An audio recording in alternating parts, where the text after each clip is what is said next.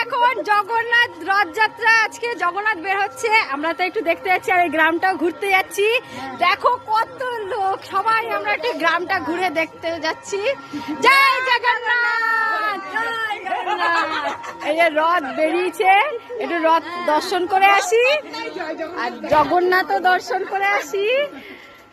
দেখি রথটা একটু যদি পারি টেনে আসবো। সবাই একসঙ্গে ঘোরার মজাই আলাদা, একা একা ঘুরে কোনো মজা নেই, আর একসঙ্গে ঘুরে কত মজা।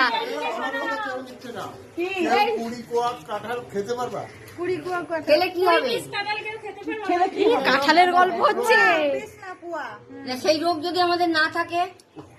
কাঁঠাল দেখো, জগন্নাথ রেখে এখন কাঁঠাল চলছে, কাঁঠাল 20 পিস কাঁঠাল খেতে হবে।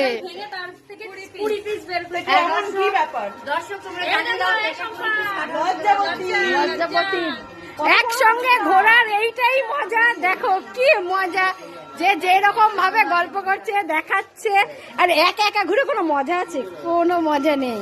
ওই জন্য যখনই ঘুরতে হবে সবাই একসঙ্গে, আর আমরা এইভাবেই ঘুরি। হরে কৃষ্ণ, হরি বল, জয় জগন্নাথ। ওই যে সামনে ওই যে প্যান্ডেল, ওখানে রথ বের হবে, এখনো বেরোয়নি। আমরা একটু ঘুরে আসি, তারপর যাব রথের ওখানে।